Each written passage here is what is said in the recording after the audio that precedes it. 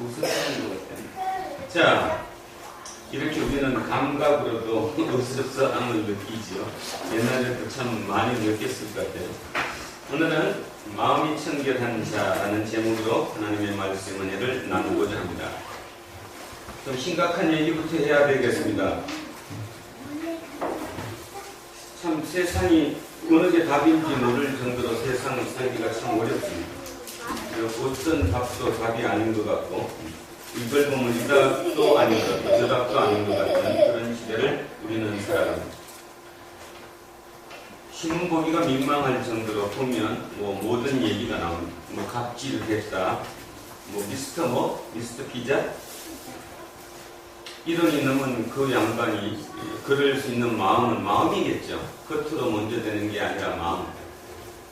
왜 그렇게 졌을까에 대한 답을 우리는 찾아야 되지 않을까 생각합니다.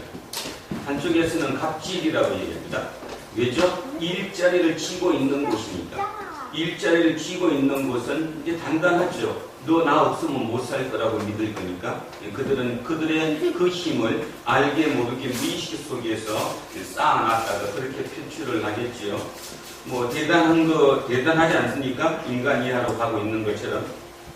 쇼킹한 문장을 제가 하나 봤습니다. 세계 최고의 제조업체가 삼성이 아니고 홍하이 그룹입니다. 홍하이. 대만 계열의 회사인데 아이폰을 만드는 세계 최초의 제조업 회사입니다. 홍하이 그룹의 회장이 이렇게 얘기했습니다. 100만 마리의 짐승을 관리하기가 어려워서 컴퓨터, 로봇을 투입을 했다. 직설적인 표현이죠. 100만 마리의 짐승을 관리하기가 너무 어려워서 로봇을 투입했다라고 표현을 했습니다. 그 짐승이 누굴까요? 나겠지. 납니다. 나. 여러분은 자기는 아니라고 그러겠지만 나죠. 팝스콘이라고 하는 그렇게 힘든 곳에서 일하는 그 근로자를 지도하고 감독하는 게 너무 힘들어서 그것보다는 뭐가 낫다? 로봇이 낫다. 그래서 로봇을 투입했다 라고 얘기를 하는, 우리는 그런 시대를 살아가는 거죠. 그랬더니 이제 우리나라는 이렇게 나오죠. 오늘 이야기 나눔입니다. 이야기 나눔에 제가 조선일보 기사 중에 그 몇 군데 부분에 얘기를 한번 써봤습니다. 우리 사회에 휘달리고 있는 수적의 법론은 경제적 상황, 결국 돈을 필요로 해서 나온 건데 이렇게 나왔어요. 금수저, 많이 들어보셨죠? 금수저, 자산 20억 이상 또는 연수 2억 이상, 상위 1%에 해당한다.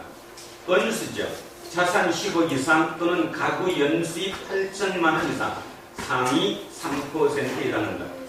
동수저, 자산 5억 이상 또는 가구 연수입 5천만 원 이상, 상위 7%에 해당한다.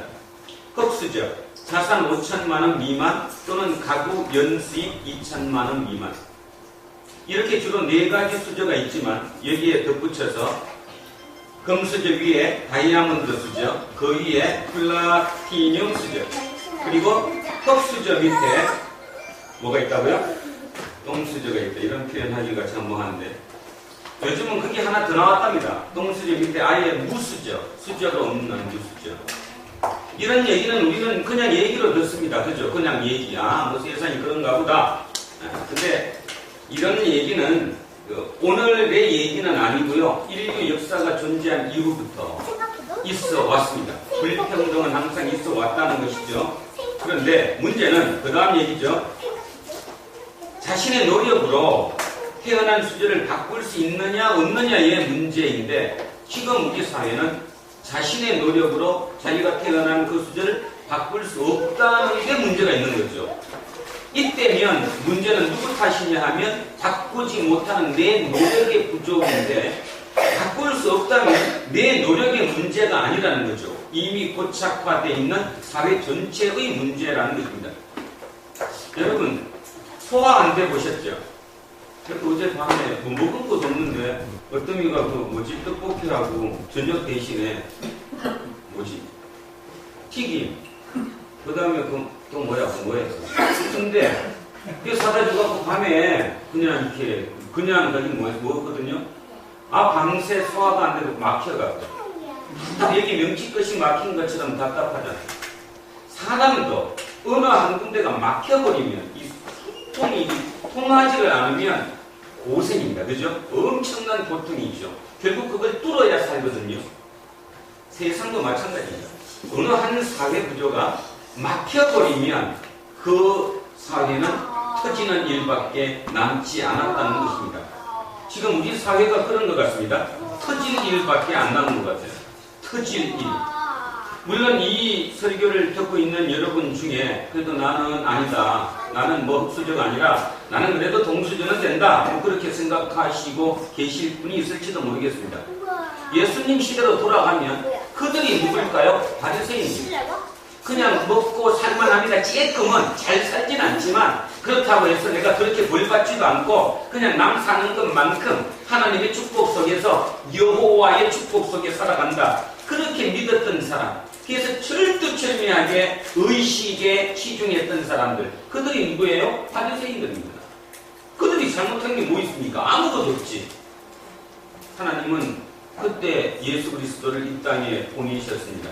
누구에게? 가장 약한 자들에게. 말 그대로 흙수저, 똥수저, 무수저들에게 보냈다는 것이지요. 그거를 여러분 잊어서는 안 됩니다.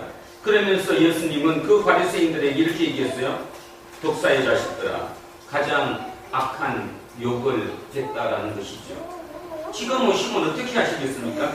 지금도 오늘 교회에 많이 예배드리는 그래도 진짜 뭐 그렇게 부족하진 않고 조금 더 있으면 더 좋을 것 같은, 그래서 모든 게 희희낙낙 하나님의 축복 속에 살아간다고 고백하는 그들에게 뭐라고 욕하실까? 힘이 두렵습니다. 또 제가 이 설교를 하면서 속으로 제 스스로에게도 얘기합니다. 너 혹시 너 열등감 때문에 그렇게 설교하는 거 아니야? 어젯밤에 방문해봤습니다. 전혀 아니라고는 저도 얘기하지 못하겠습니다. 왜냐하면 제 인식의 범위 자체가 내 범위를 벗어날 수는 없으니까.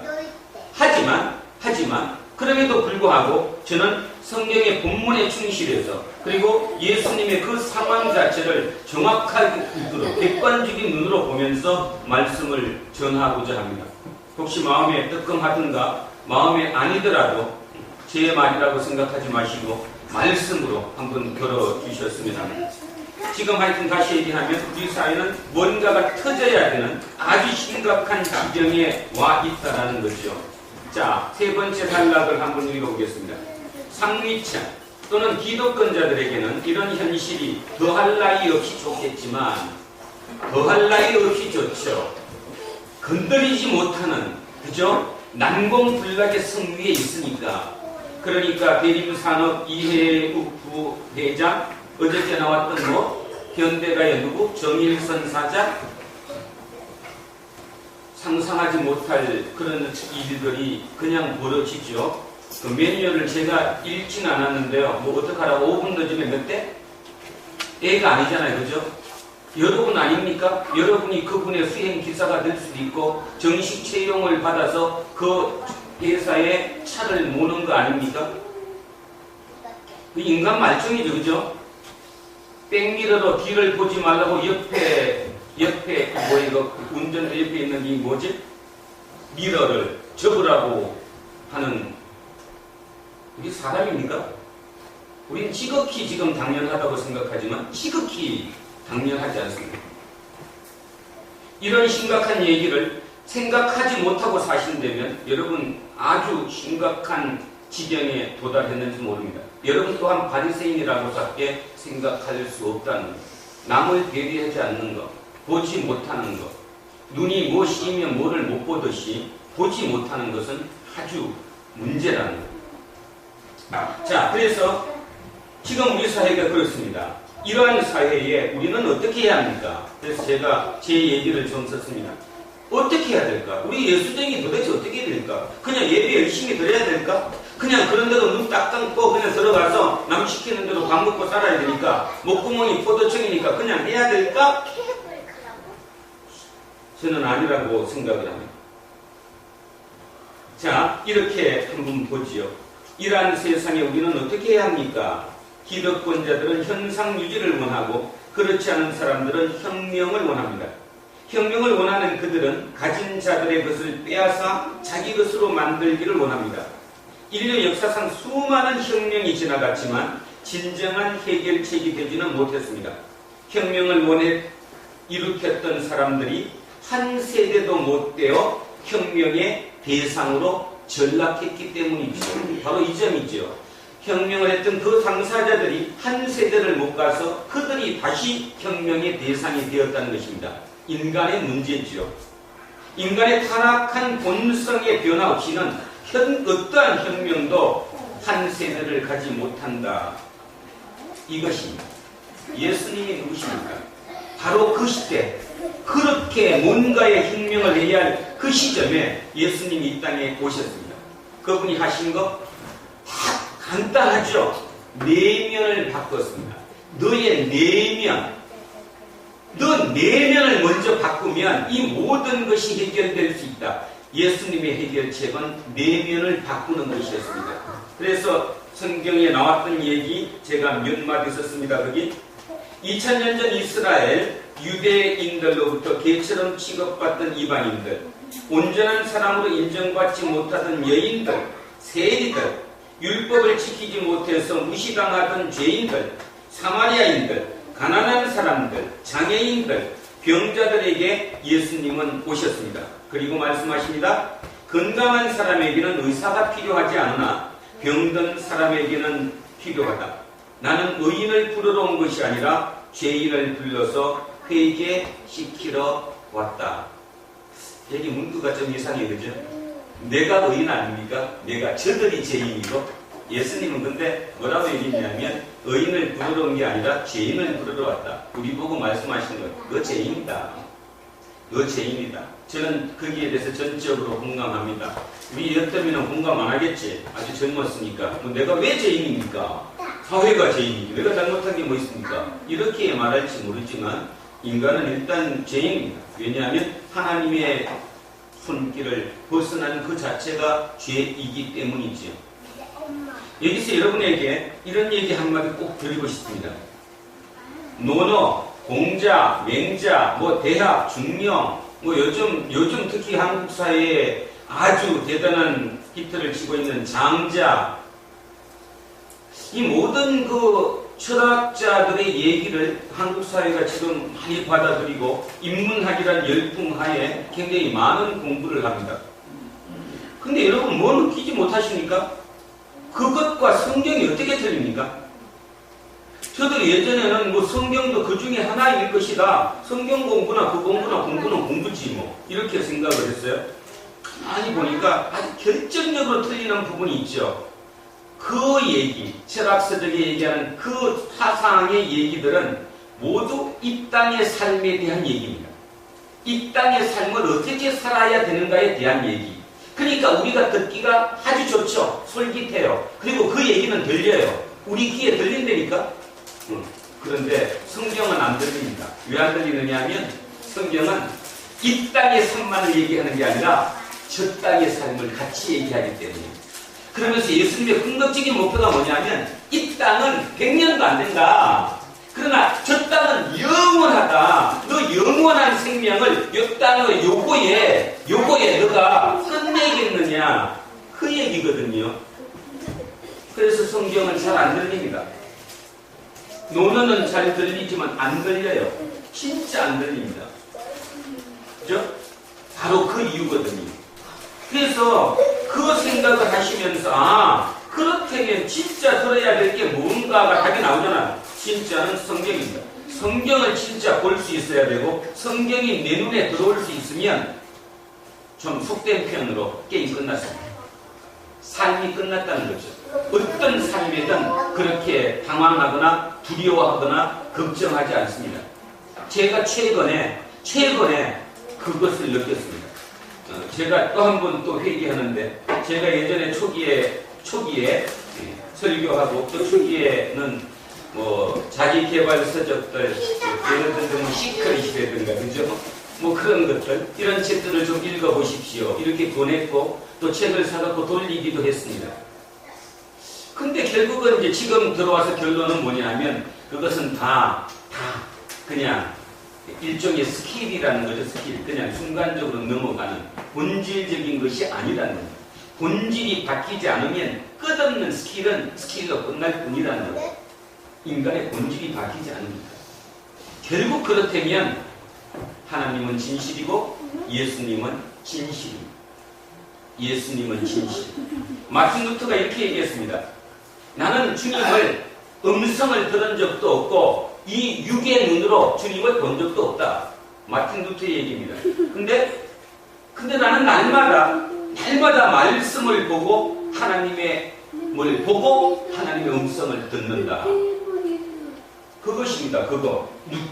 눈 감고 뭐 예언기도 하니까 뭐가 나왔다. 그것이 아니고 내가 말씀을 매일 볼 수 있으니까 그 말씀을 보면서 하나님을 보고 하나님의 언어를 내가 듣는다. 이게 마틴 루터의 얘기입니다. 유명한 신학자고 한 획을 그었던 그런 사람의 깨달음도 뭐 우리랑 별로 다를 게 없어요. 되게 신비스러울 것 같았는데 아주 말은 간단하죠. 자기는 하나님을 본 적도 없고 하나님의 음성을 들은 적도 없다. 그러나 나는 날마다 말씀을 묵상하고 말씀을 보면서 하나님을 보고 하나님을 듣는다. 바로 그것입니다. 우리가 지금 들어야 될 얘기는 그 얘기지요. 자, 사람이 회개를 하면 보는 눈이 바뀌어버리면 내 내면이 먼저 바뀌면 겉으로 보는 이 보이는 것이 바뀌어지는 거죠. 바로 오늘의 본문이 말씀하고 있는 것이 그 얘기입니다. 자, 오늘의 본문 한 절. 마음이 청결한 자는 복이 있나니 그들이 하나님을 볼 것이며. 결국 가장 큰 중요한 것, 마음이 청결하다. 그들이 하나님을 본다. 그러면 답이 오늘 나온 거죠.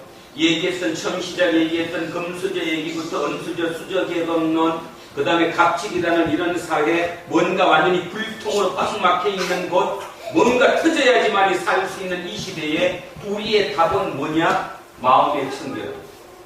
마음의 청결함. 저 마음의 청결함만 있다면 우리가 하나님을 볼 것이니까라는 거죠. 자, 마음의 청결하다는 게 뭘까? 그러면 마음의 청결이 뭘까? 청결은 깨끗함이고 순수함이잖아요. 그러니까 그거를 조금 더 다르게 얘기하면 청결함이라는 것은 하나입니다. 하나. 두 개로 쪼개지지 않은 하나. 그냥 하나. 제가 이번 주에 보내드린 뭐였어요? 희망편지에 그 얘기 썼죠? 희망편지 얘기처럼 젊은 사람이 왕에게 찾아와서 어떻게 하면 성공합니까? 물었더니 잔에다가 포도주를 주고 시내를 한 바퀴 돌아와라. 대신에 포도주를 쏟으면 너는 목이 달아날 것이다. 그 얘기처럼 오직 그 포도주에다가 몰입을 했더니 아무것도 보이지 않았다고 그러죠. 듣지도 못하고 보지도 못했다고 얘기하는 그 상태, 그것이 청결입니다. 청결하기가 그럼 쉽냐? 어렵습니다. 어마어마하게 어렵습니다. 그래서 자, 시편 51편 한번 가보겠습니다. 시편 51편에 자, 시편 51편입니다. 몇 쪽이냐면 839쪽. 시편 51편 839쪽입니다.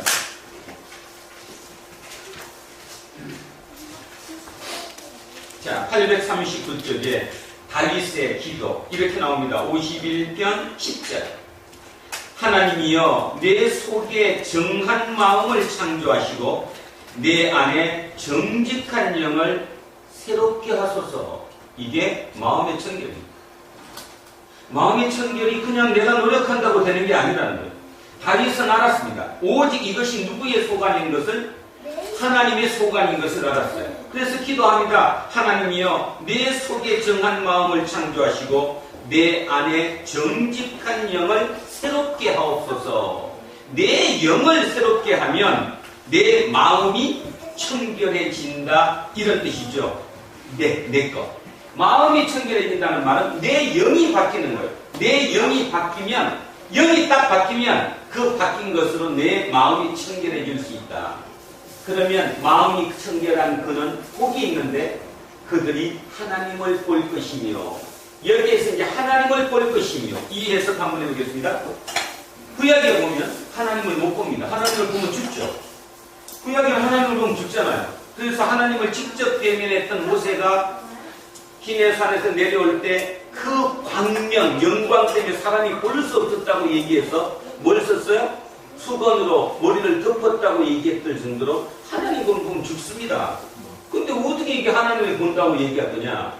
여기서 하나님을 본다 할 때 저 본다는, 즉 본다는 의미는 체험적, 경험적으로 알다는 뜻입니다. 체험적, 경험적으로 안다. 이거를 본다라고 이렇게 우리 성경이 해석했어요. 다시 얘기하면 마음이 청결한 사람은 하나님을 알아요. 체험적으로 알아요. 경험적으로 하나님을 알아요. 왜? 나머지가 빠졌기 때문에. 나머지가 빠지고 나면 진짜 그게 보이기 때문에. 그렇게 되면 오늘 우리 이영옥 집사님 기도했던 것처럼 보여요. 나한테 뭐라고 시작할까? 미워하는 사람을 보내주는데 뭐라 한다고? 긍휼을 하는. 그렇지. 그게 보인다고. 그것이 보는 거예요. 내가 되게 미워하는 사람이 있고 진짜 죽이고 싶은 사람이 있는데 그게 해석이 달라지는 거죠. 어떻게 달라지는 거예요? 하나님이 나를 내 긍휼을 시험하기 위해서 그를 보내줬다고. 예수는 해석입니다. 이 땅에, 이 지구라는 땅에, 지구의 역사가 얼마나 된지 뭐 정확히 모르겠지만 하여튼 지구 인류 역사 중에 가장 위대한, 또 가장 완벽한, 가장 대단한 반전이 뭐죠? 반전이? 바로 십자가가 뭐가 된 거예요? 부활. 역전이 된 거죠. 대속으로.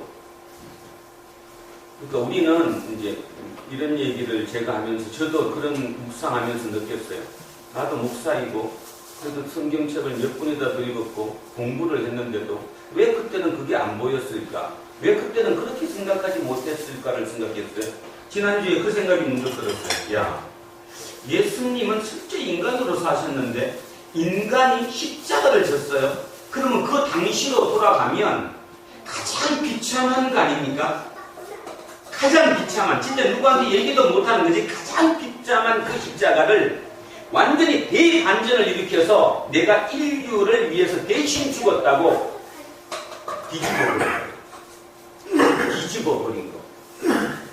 그렇다면 좀 전에 이영옥 집사님 기도한 것은 아무것도 아닌 거예요. 그지? 미워하고 죽겠는데 대반전을 내가 해석을 새로 하는 거예요. 하나님이 내 긍휼을 시험하기 위해서 그를 나에게 보냈구나. 여러분 모두가 지금 각자의 삶 속에서 참 열받는 거 있죠? 화나시는 거 있을 것이고 뭔가 내 뜻대로 안 되는 거 있으실 것입니다. 해석입니다. 마음이 청결하면 하나님을 보이는 거예요. 하나님이 보인다는 말은 거기에 하나님이 계시구나. 지금 그 상황에, 그 일에, 그 얘기에 하나님이 서 계시구나. 그러면 저게 무슨 뜻일까? 마음에 청결해요. 그래서 제가 생각하건대 인간이 받을 복 중에 가장 큰 복은 청결함이에요. 청결하면 게임 끝나는 거예요. 한마디로. 두려움, 걱정 아무것도 없어지는 거예요. 그래서 제가 돌아가 봤더니 이제 구약으로 돌아가서 사람 얘기를 한번 해봅시다. 갈렙. 그래서 제가 어저께 성경을 찾았어요. 자, 찾아보십니다. 앞으로 넘기셔서 민수기 14장 24절입니다. 218쪽. 구약 성서 218쪽. 자, 구약 성서 218쪽 민수기 14장 24절. 자, 제가 한번 읽어보겠습니다. 이렇게 나왔습니다. 그러나 내 종 갈렙은 그 마음이 그들과 달라서 나를 온전히 따랐은즉 그가 갔던 땅으로 내가 그를 인도하여 그리리니 그의 자손이 그 땅을 차지하려. 자, 내 종 갈렙은 누구를 봤어요? 하나님을 봤잖아요. 여호와 하나님을 봤어요. 뭐가 보인 게 아니라 그 가나안 땅에 있는 원주민들의 그 힘과 전차와 무기와 그걸 본 것이 아니라 그 눈에는 하나님이 보인 거잖아요. 근데 그 표현을 이렇게 했다고요. 내종 갈렙은 마음이 그들과 달라서. 이거를 조금 더 세밀히 보기 위해서 제가 영어 성경 NIV를 보니까 이렇게 나왔어요. A different spirit. A different spirit. 다른 영이래요. 영이 달랐대요. 킹 제임스 버전, KJV, 킹 제임스 버전을 봤더니 거기는 이렇게 나왔어요. Another spirit. 다른 영. 우리는 지금 여기 마음이라고 이렇게 나와서 그냥 좀 애매한데 영어 성경 두 개 다 하나는 different spirit이라고 했고 하나는 another spirit이라고 했어요. 다르다는 뜻이 뭘까요? 다르다는 뜻이 여기 지금 다 있는데 다르다는 뜻은 소수예요? 다수예요? 소수입니다. 다르다를 다수를 다르다고 하는 경우는 하나도 없습니다. 소수를 다르다고 얘기하죠. 영이 달랐다는 것입니다. 갈렙은 영이 달랐대요. 영이. 그러면 중요한 게 갈렙의 어떤 노력 여하는 아니었다는 거죠. 영이 갈렙에게 임했고 갈렙은 그 영을 볼 수 있었던 겁니다. 청결했기 때문에. 그러면 이걸 이제 우리는 또 묵상해봐야 돼요. 갈렙은 결국 몇 대 몇이었습니까? 10대 2 이렇게 하지만 실은 10대 2가 아니라 장정이 60만 명이 출애굽했다면 59만 9,998명과 2명이잖아요. 여호수아와 갈렙. 영이 두 사람만 틀린 겁니다. 두 사람만 영이 틀리고요. 나머지 60만 명의 영은 같은 영이에요. 우리는 어떻습니까? 우리 조금만 남들하고 틀려도 난리 독색이 나는 거예요. 그죠? 네가 어른이 그러니 난 누구라고 얘기 못하는데 맨날 있어요. 네가 틀렸다. 가수가 아니니까 왜 꿈만 꾸고 사냐고. 그래서 제가 어저께 밤에 밤새도록 갈렙을 묵상했거든요. 40년을 어떻게 버텼을까? 40년. 아니, 생각해서 60만 명 가까이가 생각이 틀리니까 그들이 계속 갈렙을 공격할 거라고 왜 안 했겠습니까? 하지. 네가 틀렸다고 얘기하는 거지. 힘들었을 거다. 그렇다면 하나님을 봤기 때문에 확신한 거예요. 못 봤다면, 저기에 대한 확신이 없다면 갈렙도 40년 못 버텼습니다. 어떻게 그걸 버팁니까? 버틸 방법이 없지요. 그죠? 그렇다고 솔직히 정해진 게 아니잖아요. 내가 80까지 꼭 산다. 80 산 이후에 내가 리더가 한 번 된다. 뭐 그런 보장이 있는 것도 아니잖아요. 그죠? 그리고 왜 여호수아는 좀 나았을 것 같아요. 왜냐면 여호수아는 일단 리더가 됐으니까 감히 누구한테 덤비겠어. 그러니까 여호수아는 괜찮았겠지만 갈렙 입장은 참 제가 볼 때는 참 힘들었을 것 같아요. 그죠? 우리는 조금만 대접 못 받아도 난리가 나는데 여러분 스트레스 받는 거에 가장 큰 부분이 뭐죠? 대접 못 받았다고 생각했기 때문에 여러분이 속상한 거잖아. 일 때문이기도 하지만 실은 일 때문인 것보다는 가장 큰 거는 내가 대접을 못 받았다고 생각하니까 그때 가장 어렵거든요. 59만 9,998명 대 2명. 그 중에 한 명은 리더니까 그래도 버틸만 했을 것이고 나머지 그 한 명 40년을 어떻게 버텼을까? 어젯밤에 눈물 나죠. 40년을 어떻게 버텼을까? 나는 근데 겨우 40년 뭐 살지도 못했는데 그지? 겨우 10년 목회해놓고 목회가 되니 안 되니 뭐를 지금 생각하고 있을까? 그죠? 저 지금 목회 잘하고 있는 거거든요. 남이 보면 17명 목사가 목사냐 집사를 못하다 그러겠지만 그래도 또 그거 아니잖아. 그지? 아니까 40년을 버텼다. 그래서 갈렙은 진짜 위대한 인물입니다. 그랬더니 하나님이 진짜 특별한 은혜를 주셔서 가나안 땅에 들어가가지고 누가 죽고 난 다음에 여호수아가 죽고 그 과도기에 실질적인 리더가 갈렙이 됐습니다. 그러다가 갈렙이 그 리더를 하는 것을 어디 보면 나와요? 사사기에 보면 나오죠? 사사기에 위기가 처해지니까 갈렙이 명령했잖아요. 누군가가 나서서 저쪽을 이겨주면 내 딸을 주겠다. 사위로 삼겠다. 그랬더니 자기 조카, 자기 동생의 아들인 우시엘이 이기고 돌아오잖아요. 그래서 사사기에 보면 첫 번째 사사가 우시엘입니다. 우시엘이 바로 갈렙의 조카이면서 사위죠. 결국 이어주잖아요. 자, 그것이 청결. 마음이 청결하면 하나만 보여요. 옆에 게 보이지 않는다는 것입니다. 그러니 당연히 하나님이 보일 수밖에 없죠. 하나님이 보이게 되면 해석이 틀려집니다. 해석이 틀려진다고. 자, 그 해석이 틀려졌던 결정적인 사람 또 한 번 해보죠. 우리 날마다 얘기하는 것.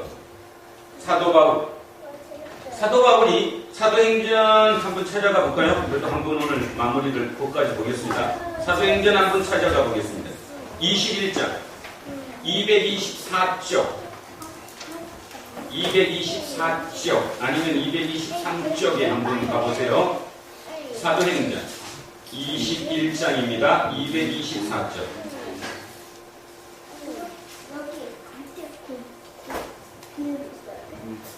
자, 찾으셨으면 제가 20장, 21장 말고 20장 22절을 제가 먼저 한번 읽겠습니다. 20장 22절입니다. 일단 읽고 제가 설명을 하겠습니다. 보라, 이제 나는 성령에 매여 예루살렘으로 가는데 거기서 무슨 일을 당할는지 알지 못하노라. 오직 성령이 각 성에서 내게 정언하여 결박과 환난이 나를 기다린다고 하시나 내가 달려갈 길과 주 예수께 받은 사명 곧 하나님의 은혜의 복음을 정언하는 일을 마치려 하면은 나의 생명조차 조금도 귀한 것으로 여기지 아니하노라. 해석 한번 보십시오.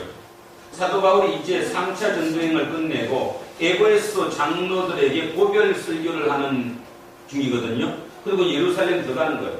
그러니까 그때는 걸어 다녔을 거니까 이쪽 성에 끝나면 다음 성 가서 하루 묵고 이렇게 갔을 거 아니에요. 각 성을 다닐 때마다 모두가 예언하고 기도하는 게 하지 마십시오. 가면 죽습니다. 가면 안 됩니다. 성령이 이렇게 말씀하십니다. 성령이 얘기했다는 거거든요. 근데 바울은 뭐라고 하는가 하면 성령이 얘기한 거 나도 안다. 해석이 틀려진 거예요. 해석이 죽으러 간다. 그렇지만 죽겠다 그냥. 그 다음 하나 더 결정적인 거. 이제 21장 가면 21장 8절에 이 얘기가 나오죠. 이튿날 떠나 가이사라에 이르러 7 집사 중에 하나인 전도자 빌립의 집에 들어가 머무르니라. 우리 얘기하는 빌립 집사입니다. 빌립 집사 집에 가서 머물렀는데 하룻밤을 잤는데 그에게 딸 넷이 있는데 처녀로 예언하는 자라. 성경에 이 정도 쓰였으면 그 당시로는 대단한 능력자였겠죠. 이 빌립 집사의 네 딸이 예언하는 능력이 아주 뛰어난 사람들이었다는 겁니다.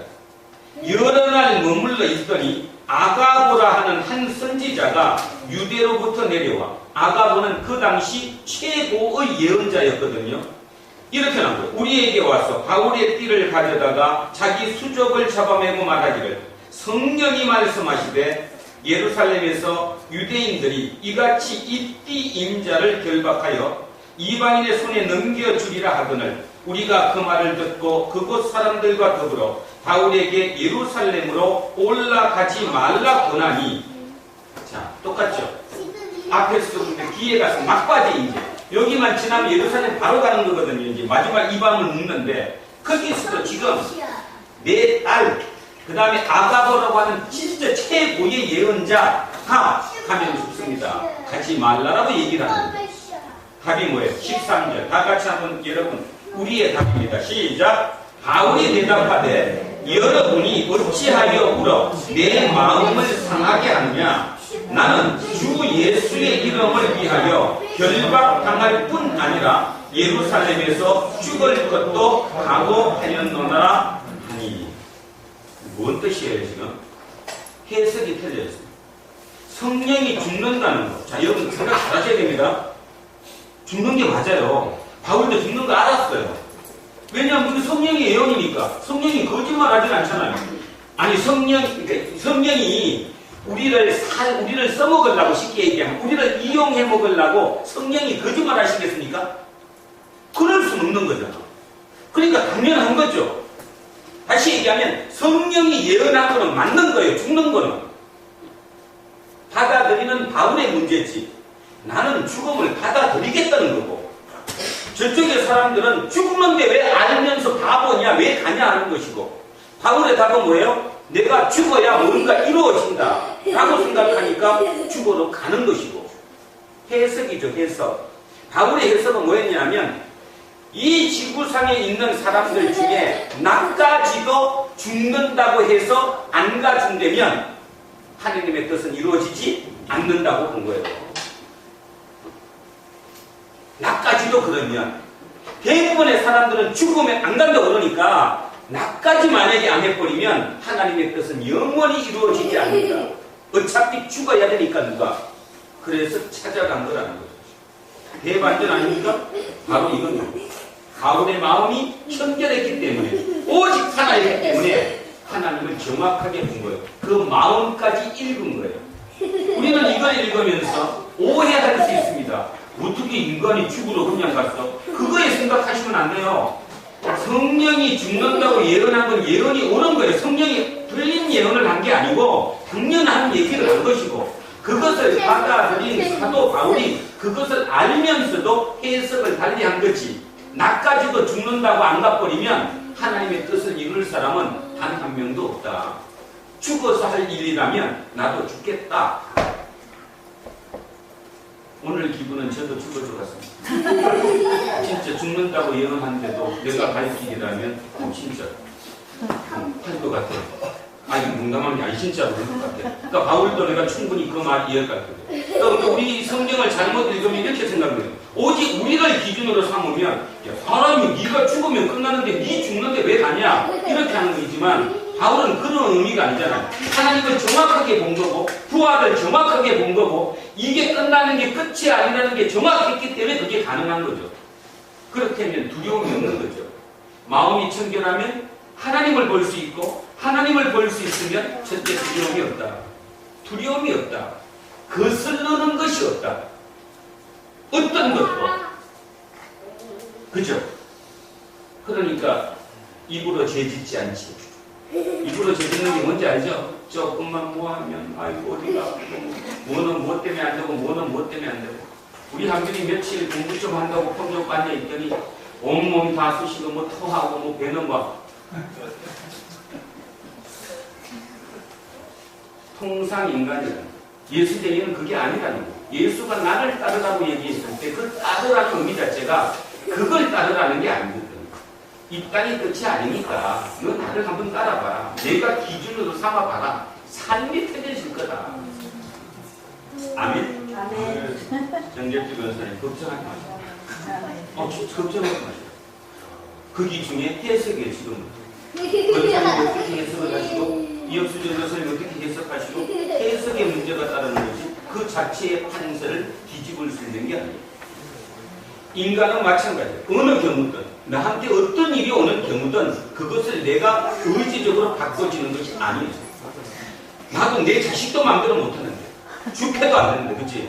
주패는 안 되지만 하나님이 저 머리에 생각을 바꿔주시면, 영이 바뀌면 되면 안 돼요? 하나 미션대 한번 보고 오십시오. 우리 아들 저기 뒤에 앉아있는 자, 영이 어떻게 바뀌는가? 바뀔 겁니다. 아멘. 다른 게 바뀌면, 이 영이 바뀌면, 디프런트 스피릿이 되면 두려움이 없어지니까 세상의 삶이 진짜 거슬러지는 게 없는 거죠. 바로 그것 같습니다. 우리가 생각해보면 이제 오늘 결론을 이렇게 내보죠. 한국 사회가 진짜 어렵습니다.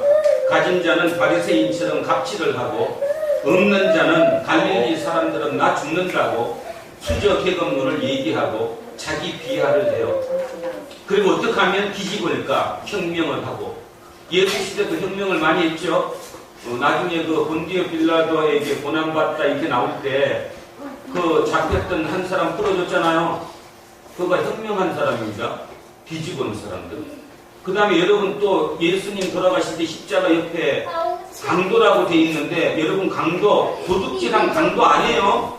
여러분 오해하시면 안 돼요.